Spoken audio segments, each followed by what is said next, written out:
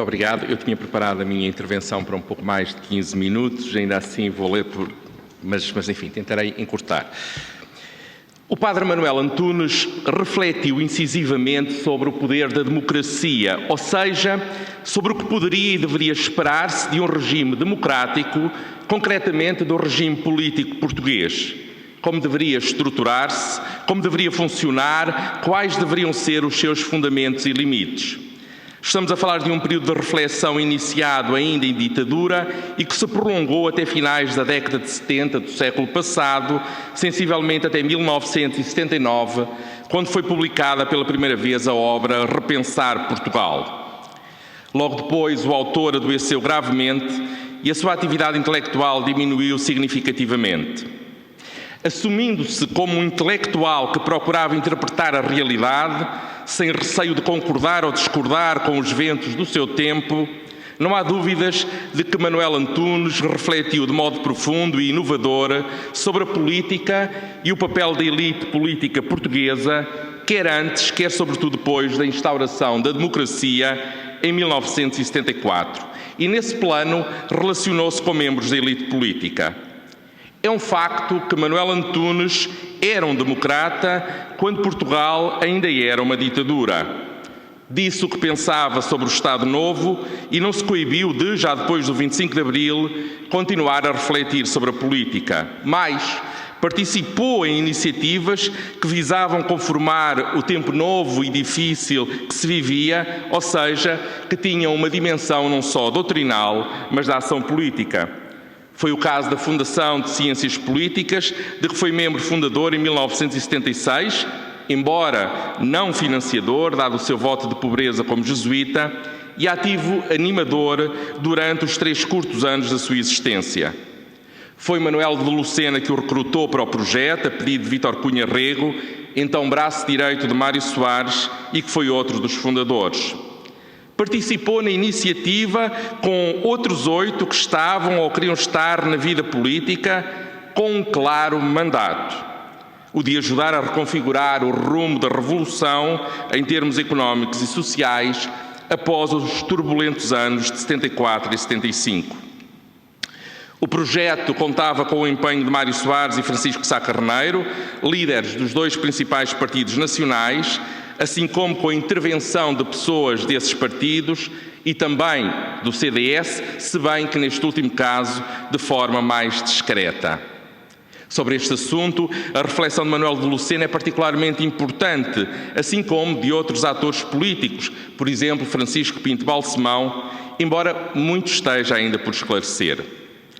Da Presidência da República estava Joaquim Aguiar, então assessor do Presidente Ramalho Yanes, fundador informal, mas materialmente ativíssimo, nas palavras de Manuel de Lucena. Do Presidente Ramalho Yanes veio o padre Manuel Antunes a ser conselheiro, ainda que informal. Não é ainda claro, pelo menos para mim, se admitiu ou não seriamente vir a ser Ministro da Educação, sucedendo a Souto-Maior-Cardia, de quem também era amigo. Tanto o general Ramalhianos como o Dr. Mário Soares referiram publicamente a profunda admiração que tinham pelo padre Manuel Antunes, não só pela colaboração passada, mas também pelo seu ideário. Mário Soares, como aliás Medeiros Ferreira, consideram que o padre Manuel Antunes era um progressista com ideias de esquerda. Quem se aconselhou também com o padre Manuel Antunes foi Pinto Balsemão, que o conhecia de longa data e que foi também fundador da Fundação de Ciências Políticas. É também um dos seus confessos admiradores vivos.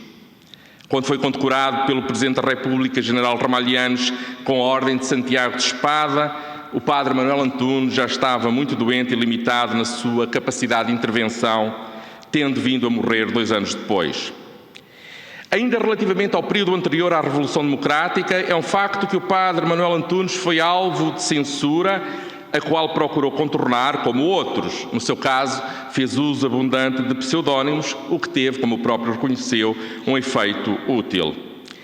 A sua relação com as elites fez-se por conta da sua ação como sacerdote, professor e cidadão empenhado.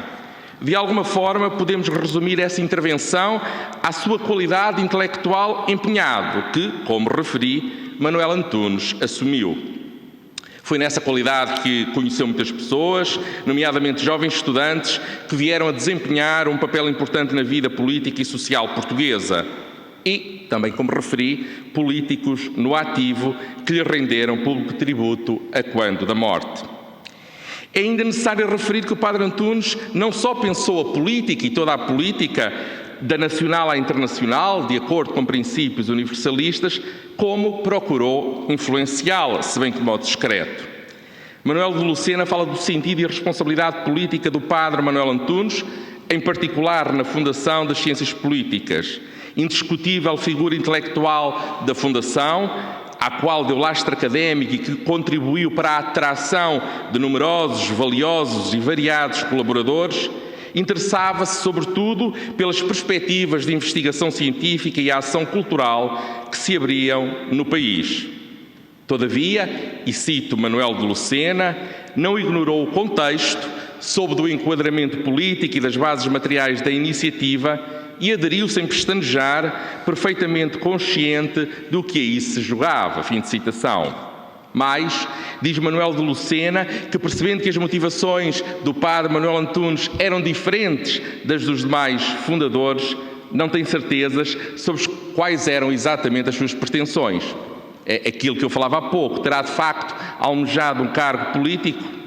Enfim, sabemos que se consultou, ou que consultou pelo menos o Padre Francisco Pires Lopes, que o aconselhou a não aceitar o convite para Ministro da Educação. É importante perceber o entendimento que Manuel Antunes tinha do papel das elites e a razão por que criticou severamente as elites ligadas ao Estado Novo. Com efeito, criticou o Estado Novo e o seu regime autoritário por este estar ao serviço de si próprio e das elites que o compunham e perenizavam, ao invés de estar ao serviço da comunidade e do cidadão. Das elites, referiu ainda que deveriam fazer por merecer esse nome, sendo criativas, exemplares e servidoras.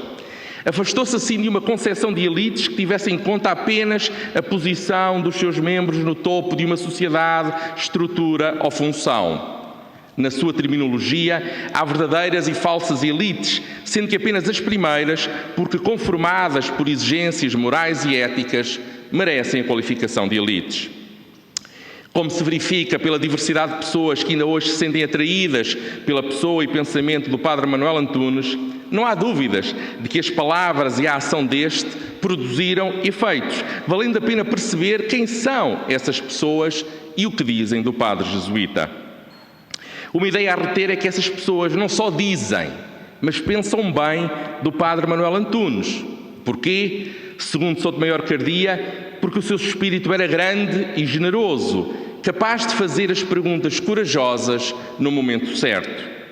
Sotomayor Cardia fala já do pedagogo da democracia e dá o exemplo da forma como, sendo um simples professor anualmente contratado, não nos esqueçamos disso, enfrentou o regime autoritário em plena agitação e perante a total intransigência do poder, dando uma resposta inovadora. Isto nos inícios da década de 60. Como resolver a crise? Pelo regresso ao espírito que criou a instituição. Ao espírito. Não à fórmula literal que ao tempo traduziu. Espírito popular e comunitário, espírito de autonomia e cooperação, como ele antecipa aqui o grande debate de finais da década de 60 e princípios da década de 70 a propósito da reforma das universidades. Espírito de desinteressada pesquisa e de eficiência prática, espírito jovem de renovação e espírito adulto que não quer perder aquilo que uma tradição de séculos transmitiu. É esse o espírito que levará os responsáveis a encarar o problema. E Sotomayor Cardia dá outros exemplos de uma intervenção solidamente fundamentada, quer ainda durante o Estado Novo, quer em democracia.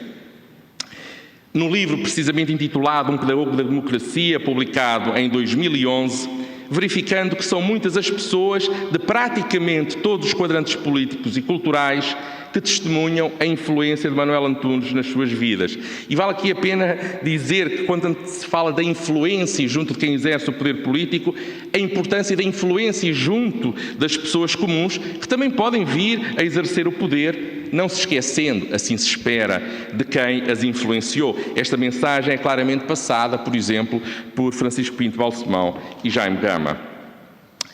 Neste livro, a democracia é vista nas suas dimensões política, económica e cultural, nas relações com várias esferas de intervenção humana, das artes à religião, passando pela filosofia, a educação e a política, entre outras.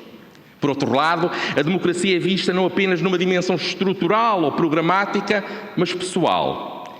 É desse modo que temos os tais testemunhos de pessoas de vários quadrantes ideológicos e áreas da sociedade que nutrem proximidade e simpatia pelo pensamento de Manuel Antunes.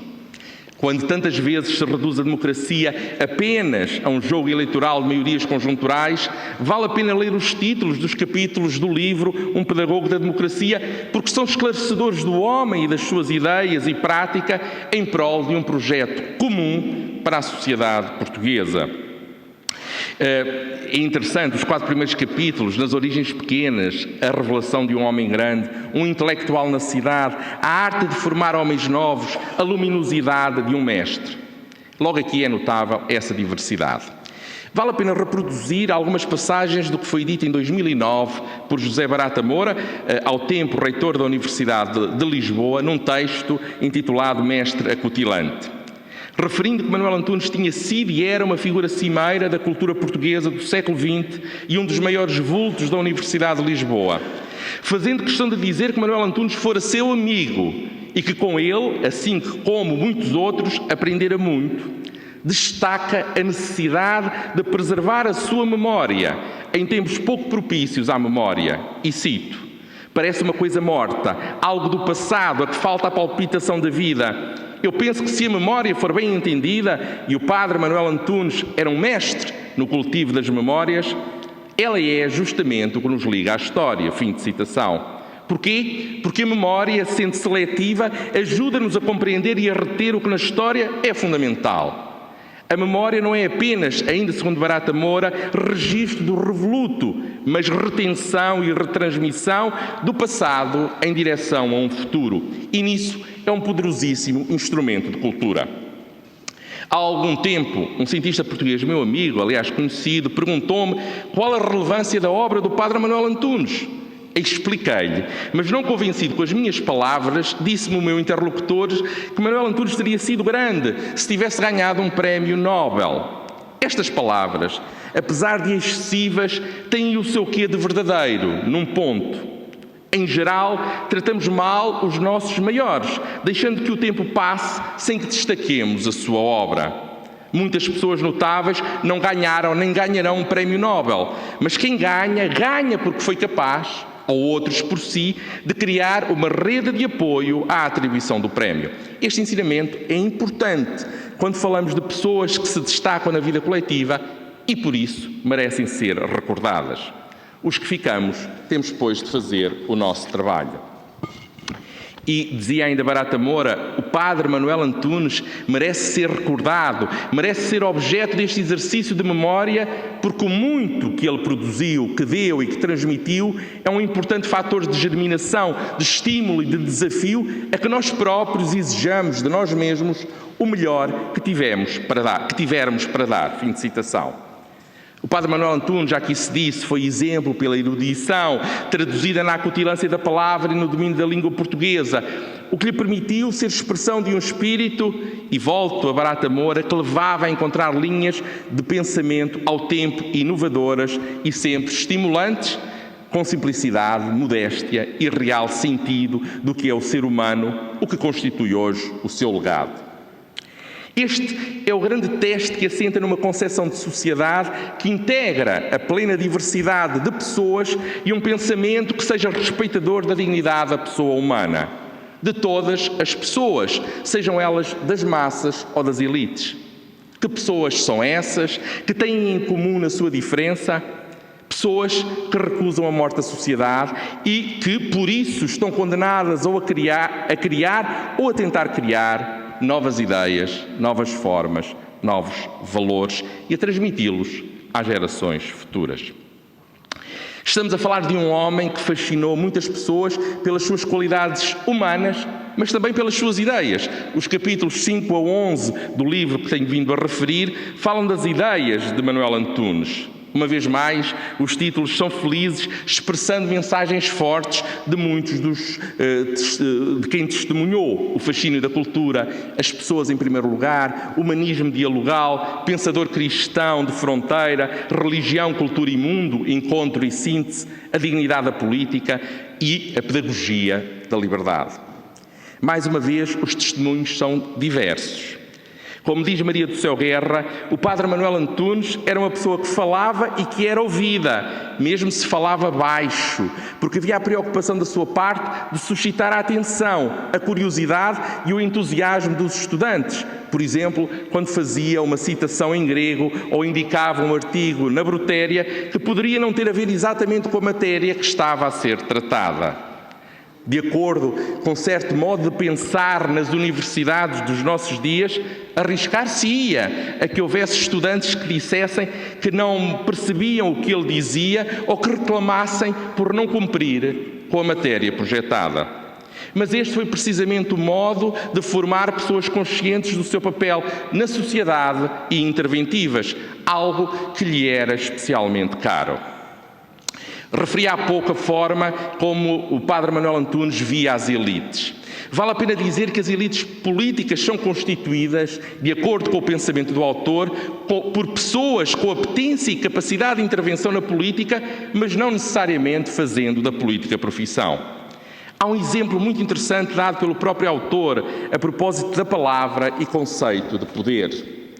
Recorre Manuel Antunes ao campo de aplicação semântica do vocábulo poder para referir vários sentidos possíveis: poder da natureza e poder do espírito, poder militar e poder civil, poder económico e poder cultural, e vai por aí fora numa extensa enumeração. Enumeração não exaustiva, como refere, marcada pela contradição. Mas ele pergunta: existe algo de comum que permita falar de poder com certa propriedade relativamente a todos e a cada um dos espaços enunciados? E se existe, em que consiste? Por outras palavras, em que consiste o poder político? A quem se refere? Segundo o autor, esta é uma resposta condicionada a outras perguntas tão pouco inocentes como: que é o mundo? Que é o homem? Que é a história? E depois diz: não é indiferente que se tenha uma concepção mecanicista, dialética ou criacionista da realidade. Não é indiferente possuir uma visão teleológica ou teleonómica da história, ou pensar que ela não passa de um conto contado por um idiota, cheio de som e cheio de fúria, mas não significando nada. E dá vários exemplos de situações de não indiferença. E volta à questão: afinal, o que é o mundo? Que é o homem? Que é a história? Em que consiste o poder político? Consiste, em primeiro lugar, em que é poder. Quer dizer, não apenas domínio, força, coação, violência, prestígio, mandato, autoridade, influência, mas, mais radicalmente, isto é importante, capacidade ativa de estabelecer relações de ordenação e de sentido, de orientação e direção, de organização e significação. Fim de citação. Falando das motivações das pessoas pelo acesso e exercício do poder, o padre Manuel Antunes lança uma hipótese, entre outras, mas que é aquela que é moralmente superior e por isso desejável. E cito: o desejo desinteressado de servir, de ajudar os outros a criarem o próprio espaço de liberdade, a saírem de uma escravidão, acaso milenária ou tão antiga como a própria condição humana. Fim de citação. Estou quase a acabar. Na imperfeição da condição humana própria de todos os sistemas políticos e de todas as pessoas, vê afinal o nosso jesuíta uma porta de liberdade. Sim, nem todas estas motivações se encontram sempre em estado puro. Ao contrário, com frequência, estou a citá-lo, elas se misturam e se combinam, chegando a produzir estranhos resultados de astúcia, de delírio, de exibicionismo, ou, pelo contrário, de equilíbrio, de sensatez, de heroísmo saudável. De facto, acrescenta ele, se há doentes do poder muito mais perigosos que os doentes do futebol ou da droga, há também os sãos do poder, aqueles que, conhecendo-se na estreiteza dos próprios limites e porventura em certa impureza das próprias motivações, assumem o poder como função social ao serviço da comunidade, como dever, nem sempre grato, a cumprir, como tarefa necessária que alguém terá de exercer. E isto sem modéstias fingidas, nem fingidos acomodamentos. Antes com a naturalidade de quem, sabendo-se finito e relativo e a trabalhar num mundo relativo e finito, não obstaculiza outros melhores que venham e aceita agir no espaço dos próprios colaboradores, segundo o princípio da subsidiariedade. Fim de citação. Foi este o desafio que ele colocou às pessoas com quem se cruzou e que ele próprio crismou de realismo utópico, mas que tem muito que ver com o tempo presente, na sua necessidade de inovação, criatividade e modernização, que ele, premonitoriamente, nos inícios da década de 60, viu na necessidade da reforma da educação. A Lei Faure é de 1969, Veiga Simão chega ao poder em 70, a autonomia das universidades portuguesas é só de 76. Concluo dizendo que há um trabalho por fazer. Eduardo Lourenço diz que o Padre Manuel Antunes foi escutado nos meios políticos e pelas pessoas que se interessavam pela cultura portuguesa. É verdade, mas de que modo? Com que consequências? Sobre isto, creio que ainda não se escreveu tudo, ou porventura até não se escreveu muito. Qual foi, por exemplo, o papel de Manuel Antunes no campo da reforma da educação e, em particular, da educação superior? Enfim, ficará para próximas investigações e intervenções. Muito obrigado.